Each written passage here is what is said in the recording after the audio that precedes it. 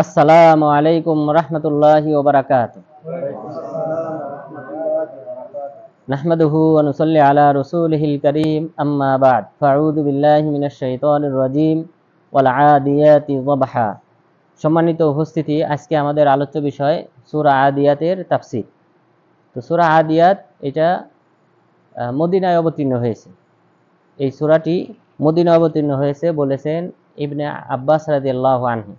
আর মক্কায় অবতীর্ণ হয়েছে, এটাই অধিকাংশ মুফাসসিরিনগণের মত, বিশেষ করে আব্দুল্লাহ ইবনে মাসউদ রাদিয়াল্লাহু আনহুর মত। তাহলে এই সূরাটা হলো মক্কি, মক্কায় অবতীর্ণ হয়েছে। এই সূরার যে সারমর্ম, আল্লাহ তাআলা কিছু মাখলুকের শপথ করেছেন, কিছু মাখলুকের শপথ করেছেন, এবং এই মাখলুকের শপথ করা, ইহা থেকে বোঝায় যে এই মাখলুকের গুরুত্ব রয়েছে আল্লাহ তাআলার দরবারে। আল্লাহ তাআলা বিভিন্ন সময় কাবা ঘরের শপথ করেছেন, তারপর বাইতুল মামুরের শপথ করেছেন, ওয়াল বাইতুল মামুর ওয়াস-সাকফিল মারফু, সুউচ্চ ছাদের শপথ করেছেন। তো যে সকল মাখলুক নিয়ে আল্লাহ তাআলা শপথ করেন, সময়ের শপথ করেছেন ওয়াল আসর। তো এর উদ্দেশ্য হলো যে এই সকল মাখলুকেরও মর্যাদা রয়েছে আল্লাহ তাআলার নিকট। এরপর এই শপথের পরে আল্লাহ তাআলা যে বিষয়টা উল্লেখ করবেন, সেটার গুরুত্ব বোঝানোর জন্য প্রথমে আল্লাহ তাআলা কি করেন, বিভিন্ন বস্তুর মাখলুকের শপথ করেন। তো মহান রব্বুল আলামিন এখানে সূরা আদিয়াতে কি বলেছেন, ওয়াল আদিয়াতি যাবহা। ওয়াল আদিয়াত, আদিয়া মানে হলো যারা দুর্বার গতিতে ছুটে চলে, দুর্বার গতিতে যারা ছুটে চলে। আর যাবহা, যাবহা মানে হলো আলেমগণ মুফাসসিরিনগণ ইখতিলাফ করেছেন, কেউ কেউ বলেছেন ঊর্ধ্বশ্বাস, সৌতুল খাইল, সৌতু আনফাসিল খাইল, ঘোড়ার যে শ্বাস প্রশ্বাস নেয় দৌড়ের কারণে, দুর্বার গতিতে ছুটে চললে তার যে শ্বাস প্রশ্বাস আসে উচ্চস্বরে, এই উচ্চস্বরে আওয়াজ, তাহলে অর্থ হবে ওয়াল আদিয়াতি যাবহা, শপথ সেই সকল অশ্বারোহীর, সেই সকল ঘোড়ার, যে সকল ঘোড়া দীর্ঘ শ্বাস ফেলে ছুটে চলে। তাহলে দীর্ঘ শ্বাস ফেলে ছুটে চলা অশ্বারোহীর শপথ। এরপর ওয়াল আদিয়াতের, এটা হলো আব্দুল্লাহ ইবনে মাসউদ রাদিয়াল্লাহু আনহু, তিনি বলেছেন আদিয়াত মানে হলো উট।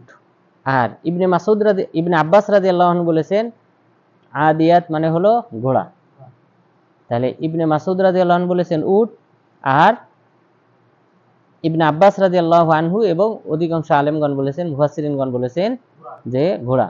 এবং এটাই সঠিক যে ঘোড়া, মূল উদ্দেশ্য হলো ঘোড়া, উট না। কারণ উট ছুটে চলে, কিন্তু উট ওইভাবে ছুটে চলে না যেভাবে ঘোড়া ছুটতে পারে 70, 72, 75 কিলোমিটার গতিতে। বর্তমান যে সকল রেসলিং হয়, ঘোড় প্রতিযোগিতা হয়, এখানে সর্বোচ্চ 72.75 এরকম কিলোমিটার গতিতে ছুটেছে, সবচেয়ে বেশি যে গতিতে তারা ছোটে। তো তাহলে 72 কিলোমিটার ঘন্টায় ঘোড়া ছুটে চলতে পারে, এটা কিন্তু ভালো একটা গতি। তো এই আল্লাহ তাআলা এখানে এই ঘোড়ার শপথ করেছে, যে দীর্ঘ শ্বাস ফেলে ছুটে চলা ঘোড়ার শপথ। অর্থাৎ এটা কখন হয়, যুদ্ধের ময়দান, কাফেরদের বিরুদ্ধে এই সকল ঘোড়া কি করে, ঊর্ধ্বশ্বাসে ছুটে চলে। অর্থাৎ কাফেরদের বিরুদ্ধে যখন আক্রমণ করা হয়, তখন এই ঘোড়ার ব্যবহার কিন্তু তখনকার যুগে এটা ছিল সবচেয়ে বেশি, এবং যাদের ঘোড়া বাহিনী বেশি ছিল তাদের সাধারণত বিজয় বেশি হতো। অর্থাৎ ঘোড় বাহিনী যাদের, ঘোড়ার সংখ্যা যাদের বেশি এবং এই ঘোড়ার পিঠে চড়ে যারা যুদ্ধ করে, সাধারণত সেই বাহিনী সবসময়, অধিকাংশ সময় বিজয় লাভ করত। বদর যুদ্ধের সময় ঘোড়ার সংখ্যা ছিল কয়টা সাহাবাদের? 2টা, মাত্র 2টা। জুবাইর ইবনুল আওয়াম রাদিয়াল্লাহু আনহুর কাছে একটা, আর মিকদাদ রাদিয়াল্লাহু আনহুর কাছে একটা, মাত্র 2টা ঘোড়া সাহাবাদের ছিল বদর যুদ্ধের সময়। এরপর উটের সংখ্যা ছিল 70টি মাত্র, অর্থাৎ কাফেরদের তুলনায় অনেক কম। কিন্তু আল্লাহ তাআলা 1000 ফেরেশতা পাঠিয়েছিলেন, তো ফেরেশতারা যুদ্ধে অংশগ্রহণ করেছিলেন সশরীরে, এবং মুসলিমদের বিজয় হয়। তো আল্লাহ তাআলা এখানে শপথ করলেন কি, ওয়াওটা হলো ওয়াও কসম, মানে শপথের ওয়াও। তাহলে শপথের হরফ কয়টা? 3টা। একটা হলো ওয়াও, একটা হলো বা, আর একটা হলো তা। বিল্লাহি, দেখেন সৌদিয়ানরা অধিকাংশ সময় কথায় কথায় কি বলে? আল্লাহি, বিল্লাহি, তাল্লাহি, এই জাতীয়। তো আল্লাহি বলে এই ওয়াও, এখানে যেটা ব্যবহার হয়েছে ওয়াও, এটা কসম মানে শপথ, আল্লাহর শপথ। তো এখানে আল্লাহ তাআলা কিসের শপথ করলেন? ঘোড়ার। তো আমরা মাখলুক হিসেবে কোনো মাখলুকের শপথ করব না। আমরা মাখলুক হিসেবে আমরা কোনো মাখলুকের শপথ করব না। কিন্তু আল্লাহ তাআলা যেহেতু সবাই সকল মাখলুক আল্লাহ তাআলার সৃষ্টি, আল্লাহ তাআলার ইচ্ছা আল্লাহ তাআলা যে কোনো মাখলুকের মাধ্যমে শপথ করতে পারেন। কিন্তু আমরা যদি শিরিক শপথ করি তাহলে সেটা ছোট শিরিক হবে। আপনারা এই আমাদের মুযাক্কারায় পাবেন ছোট শিরিকের যে উদাহরণ, ওখানে হলো আল্লাহ ব্যতীত কোনো মাখলুকের মধ্যে শপথ করা ছোট শিরিকের উদাহরণ হিসেবে উল্লেখ করা হয়েছে। রাসূল সাল্লাল্লাহু আলাইহি ওয়াসাল্লাম বলেছেন, মান হালাফা বিগাইরিল্লাহ ফাকাদ আশরাক, যে ব্যক্তি আল্লাহ ছাড়া অন্য কোনো ব্যক্তির নামে কোনো মাখলুকের নামে শপথ করলো, সে আল্লাহ তাআলার সাথে শিরিক করলো। এটা ছোট শিরিকের উদাহরণ। তাহলে শিরিকের অন্তর্ভুক্ত কোনো মাখলুকের মধ্যে শপথ করলে, অনেকে বলে মসজিদের কসম, তো মসজিদ মাখলুক, এখানে মসজিদের শপথ করা যাবে না। এরপর অনেকে ছোট বাচ্চার মাথায় হাত রেখে শপথ করে, মাসুম বাচ্চার শপথ বা মায়ের শপথ, বাবার শপথ, ঠিক আছে। তারপর কাবা ঘরের শপথ, এই জাতীয় কথা যারা বলে, এটা কাবা ঘরের শপথ, এই জাতীয় কথা যারা বলে, এটা শিরিক, তারা শিরিক করে। তাহলে মাখলুকের মাধ্যমে কোনো প্রকার শপথ করা যাবে না, এটা শিরিক, ছোট শিরিকের অন্তর্ভুক্ত। এখন প্রশ্ন হলো কোরআন, কোরআনের মাধ্যমে যে কোরআনের শপথ, এই কথা যদি কেউ বলে, বা আল্লাহর আয়াতের শপথ, কোরআনের যে আয়াত আছে এই আয়াতের শপথ, এটা বলা জায়েজ। এটা মাখলুক না, কোরআনটা মাখলুক না, এটা আল্লাহর বাণী, সিফাত, আল্লাহ তাআলার বৈশিষ্ট্য, সিফাত। ফাবি ইজ্জাতিকা লা উগবিয়ান্নাহুম আজমাইন, ইবলিস শপথ করলো যে আপনার ইজ্জতের শপথ, ইজ্জত আল্লাহ তাআলার একটা সিফাত, বৈশিষ্ট্য, গুণাগুণ। তো আল্লাহর বৈশিষ্ট্য, ওখানে আপনারা উদাহরণ পাবেন আল্লাহর বৈশিষ্ট্যের কথা, আল্লাহর নামের পরে কিন্তু আল্লাহর বৈশিষ্ট্যের আলোচনা হয়েছে এই মুযাক্কারা।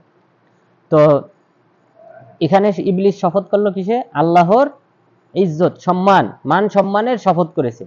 মান সম্মান এটা আল্লাহর সিফাত, বৈশিষ্ট্য, গুণাগুণ। এই গুণাগুণের মাধ্যমে শপথ করা জায়েজ। তো কোরআন আল্লাহর বাণী, আল্লাহর বাণী হওয়ার কারণে এটা আল্লাহর সিফাত, গুণাগুণ, একটা বৈশিষ্ট্য, এই বৈশিষ্ট্যের মাধ্যমে শপথ করা জায়েজ। তাহলে কোরআনের মাধ্যমে যদি কেউ শপথ করে, শপথ সঠিক, এটা শিরিক না। কিন্তু কোনো মাখলুকের মাধ্যমে যদি শপথ করে, অন্য যে কোনো মাখলুকের, তাহলে তখন সেটা ছোট শিরিকের অন্তর্ভুক্ত হবে। এরপর মহান রব্বুল আলামিন দ্বিতীয় আয়াতে বললেন, ফাল মুরিয়াতি কদহা, ফাল মুরিয়াত, যারা অগ্নি স্ফুলিঙ্গ বিচ্ছুরিত করে, এমন ঘোড়া যে ঘোড়ারা অগ্নি স্ফুলিঙ্গ তারা বিচ্ছুরিত করে, কদহা খুরের আঘাতে, তাদের যে খুর আছে এই খুরের আঘাতে যারা আগুনের স্ফুলিঙ্গ বিচ্ছুরিত করে ছুটে চলে, অর্থাৎ রাতের বেলায় যখন এই ঘোড়াগুলি দুর্বার গতিতে ছুটে চলে, তখন তাদের আঘাতে, পাথরের সাথে যখন আঘাত লাগে তাদের খুরের, অর্থাৎ তাদের খুর শক্ত হওয়ার কারণে পাথরের সাথে আঘাত লাগার পর এখান থেকে আগুনের স্ফুলিঙ্গ বের হয়, আগুনের ফুলকি বের হয়। আল্লাহ তাআলা সেই শপথ করলেন যে ফাল মুরিয়াতি কদহা, অতঃপর যারা আগুনের স্ফুলিঙ্গ বিচ্ছুরিত করে পদাঘাতে ছুটে চলে, সেই সকল ঘোড়ার শপথ। এরপরে পরের আয়াতে বললেন, তাহলে সাধারণত এই পাথরের আঘাতে, শক্ত শক্ত পাথরের উপর দিয়ে, এটা কিন্তু উটের মাধ্যমে কম হয়, কারণ উটের যে গতি সেই গতির চেয়ে ঘোড়ার গতি বেশি হওয়ার কারণে এই পাথরের উপর আঘাতে, ঘর্ষণে তখন আগুন স্ফুলিঙ্গ বিস্তৃত হয়। তো আল্লাহ তাআলা সেই কারণে এই কথা বললেন। এরপরে বললেন ফাল মুগীরাতি সুবহা, ফাল মুগীরাত, যারা আক্রমণকারী সুবহা প্রভাতে, সকালে, সাধারণত রাতে, তখনকার যুগে রাতেই আক্রমণ, ফজরের আগে আক্রমণ করা হতো, ফজরের আগে অথবা ফজরের পর, যেহেতু ওই সময় সাধারণত মানুষ ঘুমিয়ে থাকে, এই কারণে কাফেরদের উপর সাধারণত আক্রমণটা এই সময় হতো। আল্লাহ তাআলা বললেন ফাল মুগীরাতি সুবহা, অতঃপর যে সকল ঘোড়া অশ্বরোহ যারা প্রভাতে আক্রমণ করে, কাফেরদের উপর প্রভাতে আক্রমণ করে, ফাআসারনা বিহি নাকা, অতঃপর তারা ধূলিকণা উড়িয়ে ছুটে চলে।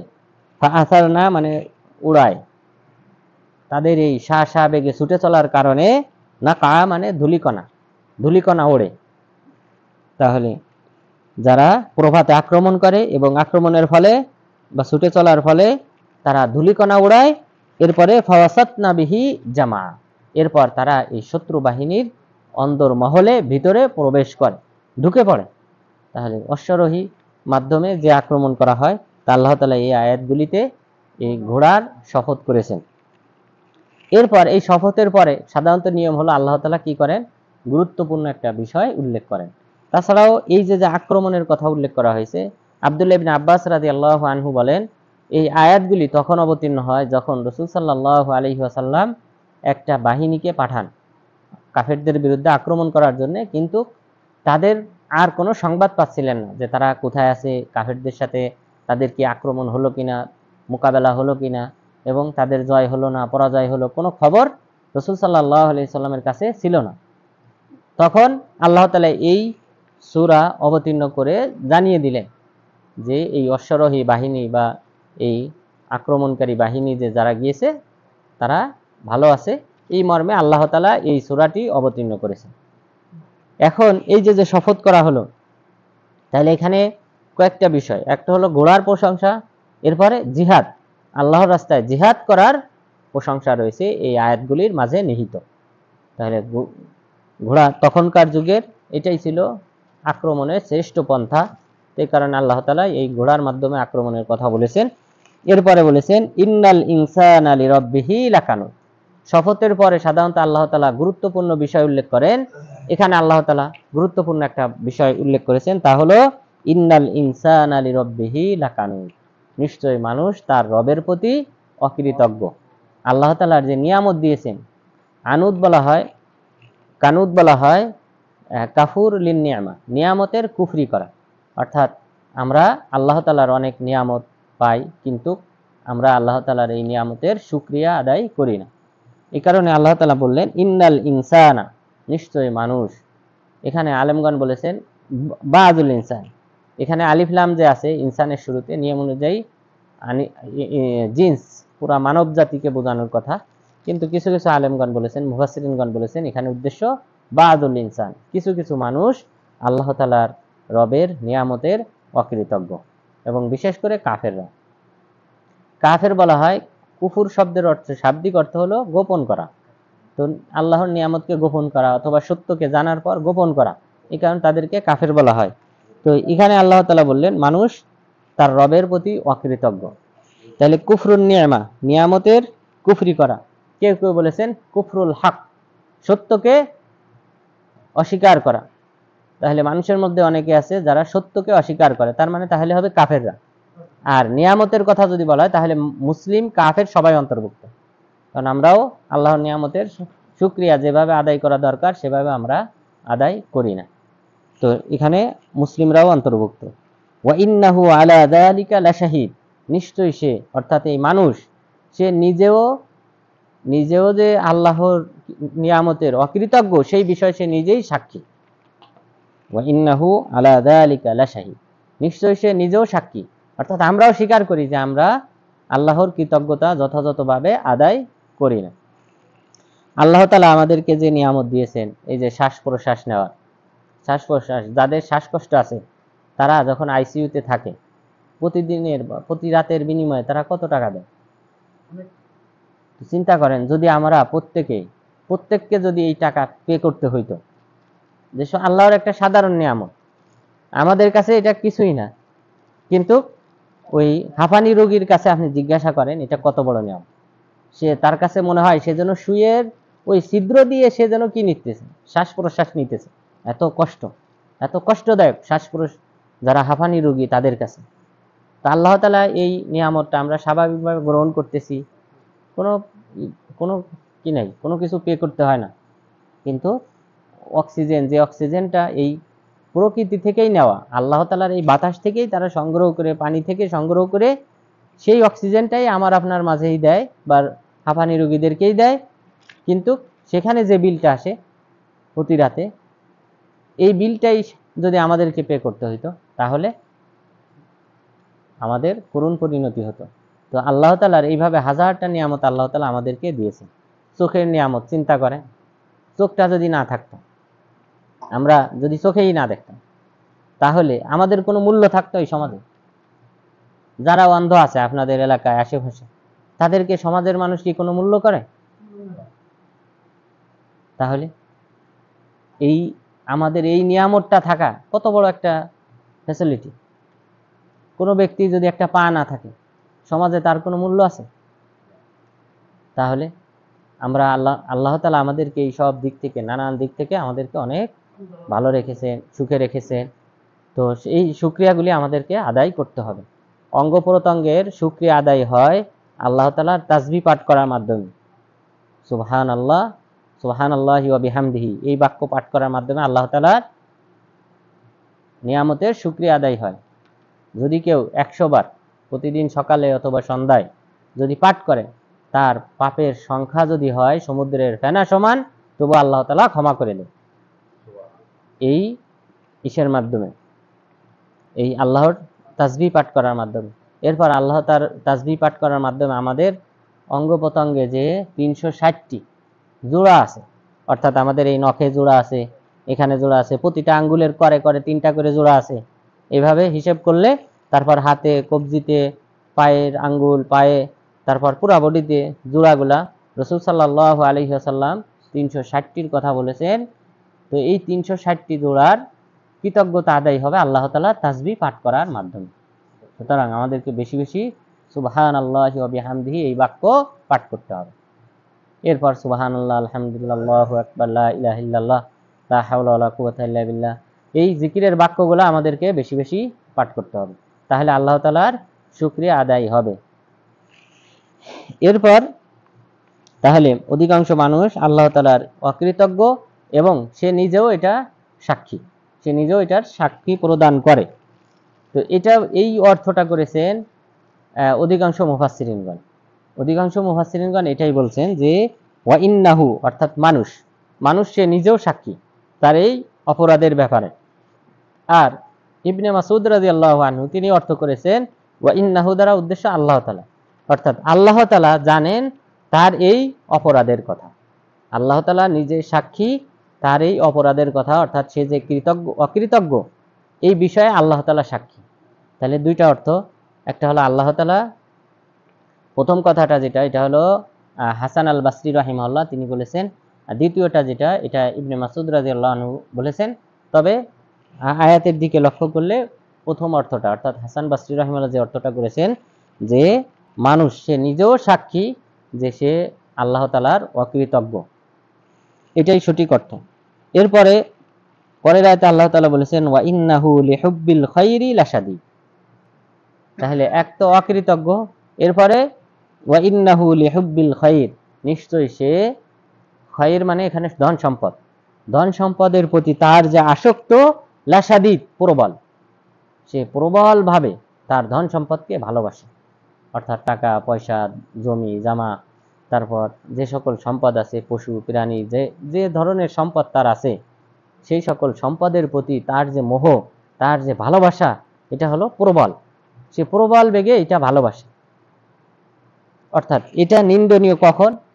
যখন কোনো ব্যক্তি কৃপণতা করবে, যাকাত আদায় করবে না, এরপর যখন যে সময় পরিস্থিতি অনুযায়ী যদি কাউকে দান করতে হয় তখন দান করা। তো যদি কোনো ব্যক্তি কৃপণতা করে অথবা যাকাত আদায় না করে, তাহলে তার জন্য সম্পদ জমা করা, সম্পদের প্রতি মোহ ভালোবাসা, এটা নিন্দনীয়। কিন্তু কেউ যদি যথাযথভাবে যাকাত আদায় করে, এরপর কৃপণতা করে না, যে সমাজে যখন যেটা প্রয়োজন, গরিব মানুষের কোনো সহযোগিতা প্রয়োজন হলে সহযোগিতা করে, অর্থাৎ তার সাধ্য অনুযায়ী, তাহলে এটা নিন্দনীয় না, বরং এটা হলো প্রশংসনীয়। যে সে সম্পদ উপার্জন করে, যত চেষ্টা করে যত বেশি উপার্জন করার, কিন্তু যাকাত যথাযথভাবে আদায় করে এবং সেই সাথে কৃপণতা করে না, সমাজে কোনো ব্যক্তির প্রয়োজন হলে তাকে সাহায্য সহযোগিতা করে, তাহলে এই ব্যক্তির জন্য এটা হলো প্লাস পয়েন্ট, এবং গরিব ব্যক্তির চেয়ে এই ব্যক্তির মর্যাদা বেশি হবে। যে ব্যক্তি অর্থ সম্পদের মাধ্যমে, নিজের অর্থ সম্পদ আছে উপার্জন করে সম্পদ ভালোবাসে, এরপর জাকাত আদায় করে, গরিব মানুষের পাশে দাঁড়ায়, এদের মর্যাদা আরো বেশি হবে। তাহলে এখানে আমাদেরকে নিন্দা করা হয়েছে যে সে সম্পদের প্রতি তার মোহ রয়েছে, তাহলে এটা কৃপণ। এবং যে ব্যক্তি জাকাত আদায় করে না তার ক্ষেত্রে আফালা ইয়ালামু ইযা বু'থিরা মা ফিল কুবুর, সে কি জানে না যখন কবরে যা কিছু আছে, যে সকল মানুষ আছে, এদেরকে যখন পুনরুত্থান ঘটানো হবে সেই সম্পর্কে কি তার কোনো ধারণা নাই? অর্থাৎ সেই সময় কি হবে তার পরিণাম। সে যদি দুনিয়াতে এইভাবে কৃপণতা করে, জাকাত প্রদান না করে, সম্পদের প্রতি যদি তার মোহ, এবং সম্পদের মোহের কারণে সে যদি আল্লাহ তাআলার যে ফরজ ইবাদত রয়েছে, নফল ইবাদত রয়েছে, এগুলি থেকে সে যদি দূরে থাকে, তাহলে তার কি জানা নেই যে অচিরেই কবর থেকে তাকে পুনরুত্থান ঘটানো হবে, সেই সময় তার পরিণাম কি হবে সেটা কি সে জানে না? তাহলে এখানে দেখেন, তাহলে এক হলো সম্পদের উপার্জনের প্রতি তার মোহ আছে, ভালোবাসা আছে। এরপরে আল্লাহ তাআলা বললেন পরকালের কথা, যে তাহলে বোঝা যায় যে এই ধন সম্পদ উপার্জন করতে গিয়ে এই ব্যক্তির পরকালীন যে ইবাদত রয়েছে, পরকাল গড়ার জন্য যে ইবাদত দুনিয়া থেকে করতে হবে, সেই ইবাদতে তার কি হয়? ঘাটতি হয়। তো দেখেন যারা ব্যবসা বাণিজ্য নিয়ে ব্যস্ত, তাদের কি হয়? ইবাদতে যথাসময়ে নামাজে উপস্থিত না হওয়া, তারপর বিভিন্ন সমস্যা হয়। তাহলে বিভিন্ন এই যে সমস্যা হয়, এটা কিসের কারণে? এই ধন সম্পদ উপার্জন নিয়ে ব্যস্ত হওয়ার কারণ। এই কারণে যে ব্যক্তি নামাজ পরিত্যাগ করে তার ক্ষেত্রে কি বলা হয়েছে? তার কিয়ামত হাসর নাসর হবে মা ফিরাউন ওয়া হামান ওয়া উবাই ইবনে খালফ, যে মা ফিরাউনের সাথে। কারণ সে কি ছিল? রাষ্ট্র পরিচালনা নিয়ে ব্যস্ত ছিল, রাজ্য শাসন করত, বাদশা। তো রাজ্য শাসন করতে গিয়ে কি হয়? মানুষের ইবাদত আমল ইত্যাদি থেকে দূরে সরে যায়। এরপরে হামানের কথা বলা হয়েছে। হামান কি? সেই মূলত ফিল্ডে মানুষের সাথে, জনগণের সাথে, তার যে সে ছিল মন্ত্রী, তো সেই মূলত সব কার্যক্রম সে বাস্তবায়ন করত। জিহাদ যুদ্ধ করতে হলে তখন সে যুদ্ধ করত, ফরমান জারি করত, সৈন্য পাঠাতো, তো সেই বাস্তবায়ন করত। তো এগুলা করতে গিয়ে তার কি হইতো? সে আল্লাহর ইবাদত থেকে দূরে সরে যেত। এরপরে বলা হয়েছে কারুনের সম্পর্কে আপনারা সবাই জানেন, সে তার ধন সম্পদের পরিমাণ এত বেশি ছিল যে একটা উটের একটা দল এই ধন সম্পদের চাবি যে আছে গুদামগারের, এই চাবি বহন করতে তারা অক্ষম ছিল। গুদামগারের চাবি বহন করতে একটা উটের একটা পাল অক্ষম ছিল, তারা সক্ষম হতো না। তো চিন্তা করেন, একটা গুদাম ঘর, এরকম বিরাট একটা গুদাম ঘরে কি থাকে? একটা তালা থাকে, একটা তালার চাবি থাকে। তো তাহলে চিন্তা করেন তার কতগুলা গুদাম ঘর ছিল, যে উটের একটা পাল। তাহলে চিন্তা করে, তো তার মানে কি? সেই সম্পদ উপার্জন করতে গিয়ে আল্লাহ তাআলার দিন থেকে দূরে সরে গেছে। এই কারণে আল্লাহ তাআলা বললেন যে যারা সালাত পরিত্যাগ করবে তাদের হাসর নাসর হবে এই সকল ব্যক্তিদের। এরপরে বললেন উবাই বিন খালফ সে ব্যবসায়ী ছিল, সে রাসূল সাল্লাল্লাহু আলাইহি সাল্লামের যুগের কাফের মুশরিক, সে ব্যবসায়ী ছিল। তো ব্যবসায়ী কারণে সে ব্যতিব্যস্ত। এই কারণে আলেমগণ বলেছেন যে এখানে যে কারণগুলি উল্লেখ করা হয়েছে, যে সকল ব্যক্তিদের নাম উল্লেখ করা হয়েছে, তাদের সাথে বিশেষ কিছু কারণ জড়িত, যে কারণে তারা আল্লাহর ইবাদত থেকে দূরে সরে যেত। এই কারণে আল্লাহ তাআলা তাদের সাথে হাসর নাসর করাবেন যারা সালাত থেকে দূরে থাকবে। তাহলে এই সম্পদের মোহের কারণে মানুষ কি করে? পরকাল গড়তে পারে না। পরকালীন যে আমল দরকার দুনিয়াতে করা, সেই আমল থেকে দূরে থাকে। এই কারণে আল্লাহ তাআলা বললেন আফালা ইয়ালাম, সে কি জানে না? ইযা বু'থিরা মা ফিল কুবুর, কবর থেকে যখন তাদেরকে পুনরুত্থান ঘটানো হবে তখন তাদের পরিণাম কি হবে সে বিষয় কি তারা জানে না? তখন কি হবে? ওয়াহুসিলা মা ফিস সুদূর, তখন কি করা হবে? ওয়াহুসিলা মানে বুররিজা, প্রকাশ করে দেওয়া হবে, মা ফিস সুদূর, তাদের অন্তরে যা রয়েছে। অন্তরে তারা যে সকল হিংসা বিদ্বেষ ইত্যাদি পোষণ করত, সেগুলি কিয়ামত দিবসে কি করা হবে? প্রকাশ করে দেওয়া হবে। তারপর মুনাফিকি কুফরি ইত্যাদি তারা অন্তরে যেগুলি পোষণ করত, সেই সকল খারাপ আমল, সেগুলি প্রকাশ করে দেওয়া হবে। ইন্না রব্বাহুম বিহিম ইয়াউমা ইদিল লাখাবীর, নিশ্চয় তাদের রব তাদের সম্পর্কে, তাদের কিয়ামত দিবসে কি পরিণাম হবে সেই বিষয়ে অবহিত আছে। তাহলে এই সকল ব্যক্তিদের যারা, তাহলে প্রথম থেকে কি বলা হয়েছে, যারা আল্লাহর নিয়ামতের অকৃতজ্ঞ, কৃতজ্ঞতা আদায় করে না। এরপরে যারা কৃপণতা করে, যাকাত আদায় করে না। এরপর যে সকল ব্যক্তিরা সম্পদের প্রতি যাদের বেশি বেশি মোহ রয়েছে, ভালোবাসা রয়েছে, এই সকল ব্যক্তিদের কিয়ামত দিবসে কি পরিণাম হবে আল্লাহ তাআলা ভালো জানেন, অবহিত আছেন। অর্থাৎ আল্লাহ তাআলা কিয়ামত দিবসে এই সকল ব্যক্তিদের হিসাব নিকাশ বুঝে নেবেন। সুতরাং দুনিয়াতে তারা তাদের সতর্ক হওয়া উচিত। এবং কিয়ামত দিবসে পুনরুত্থান যখন ঘটানো হবে, অর্থাৎ সিংহায় ফুৎকার দেওয়া হবে কতবার? 2 বার না, এই 3 বার বারবার বলা হইতেছে, এটা ভুল। শাইখুল ইসলাম ইবনে তাইমিয়া আরো কিছু জয়ীফ হাদিসে উল্লেখ হয়েছে, কিন্তু সহি যেটা সেটা হলো সিংহায় ফুৎকার দেওয়া 2 বার। প্রথমবার হলো কিয়ামত ঘটার জন্য, কিয়ামত ঘটবে, যে প্রথম যে ক্ষীণ আওয়াজ বের হবে, ক্ষীণ আওয়াজটা আস্তে আস্তে বাড়তে থাকবে, সাউন্ড বাড়তে বাড়তে মানুষের কি হবে, মানুষ বলবে যে মা লাহা, এই কি হলো, জমিনের কি হলো, হঠাৎ করে যে এইভাবে আওয়াজ করতেছে। একসময় মানুষের কানের পর্দা ফেটে মানুষের আওয়াজ সহ্য না করতে পেরে একসময় সবাই মারা যাবে। এরপর পুরা পৃথিবী কি হয়ে যাবে, ধূলিকণা, পাহাড় পর্বত সব কিছু ধূলিকণার মতো উঠতে থাকবে। অর্থাৎ কিয়ামত সংগঠিত হবে। কিয়ামত সংগঠিত হওয়ার পর এরপর দ্বিতীয়বার যখন সিংহায় ফুৎকার দেওয়া হবে, তখন মানুষ কবর থেকে উঠবে হাসরের ময়দানে বিচার আচারের জন্য। এরপর আল্লাহ তাআলা জান্নাত জাহান্নাম সব এই পৃথিবীতে নিয়ে আসবেন। জাহান্নাম, জাহান্নামকে নিয়ে আসা হবে জমিনে। নিয়ে আসার পর তারপর কি হবে, বিচার আচার করবেন আল্লাহ তাআলা। এখানে বিচার আচার সবার হবে, সবার, মানুষ জীবজন্তু সবার বিচার আচার হবে। পশু পাখি সবার বিচার হবে। তো পশু পাখি এদের বিচার হবে, যে যার প্রতি জুলুম করেছিল সেই দুর্বল পশু পাখিকে আল্লাহ তাআলা সক্ষমতা দান করবেন, সে সেই পরিমাণ জুলুম করবে এই দুনিয়াতে জুলুম করা সেই পশু বা পাখির উপর। এরপরে তাদেরকে মাটিতে পরিণত হয়ে যেতে বলা হবে। তারা মাটিতে পরিণত হয়ে যাবে, তখন কাফেররা আফসোস করবে যে হায়, আমাদেরকেও যদি মাটি হয়ে যেতে বলা হতো। ওই সময় তারা আফসোসটা করবে। এরপর মানুষের, কাফেরদের বিচার আচার শুরু হবে। এরপরে মুমিনদের বিচার আচার, মুসলিমদের বিচার আচার শুরু হবে। মুসলিমদের মাঝে মুনাফিকরাও থাকবে, মুনাফিকরাও থাকবে, কিন্তু পরে আল্লাহ তাআলা ইয়াউমা ইউকশাফু আন সাক, আল্লাহ তাআলার পেন্ডলি, পায়ের গুছা, এখানে কিন্তু ওই সিফাতগুলো উল্লেখ আছে, আপনারা পড়বেন। আল্লাহ তাআলা যে 10টা সিফাত, অর্থাৎ যে 10টা সিফাত হলো আল্লাহ তাআলার জাত, সত্তার সাথে সম্পর্কিত। তো এই ইয়াউমা ইউকশাফু আন সাক, আল্লাহ তাআলা যখন তার পেন্ডলি উঠাবেন, নূরের পর্দা উঠাবেন, তখন কি হয়ে যাবে, মুসলিমরা আল্লাহ তাআলাকে চিনতে পারবে, সিজদায় লুটে পড়বে। আর মুনাফিকরাও সিজদা দিতে যাবে, কিন্তু তাদের পিঠ সোজা হয়ে যাবে, তখন সিজদা দিতে পারবে না, পিছনে উল্টে পড়বে। তখন যারা পিছনে উল্টে পড়বে এদের সবাইকে জাহান্নামে নিক্ষেপ করা হবে। এরপরে মুসলিমদের জন্য মিজানের পাল্লা স্থাপন করা হবে, এখানে আমলনামা মাপা হবে।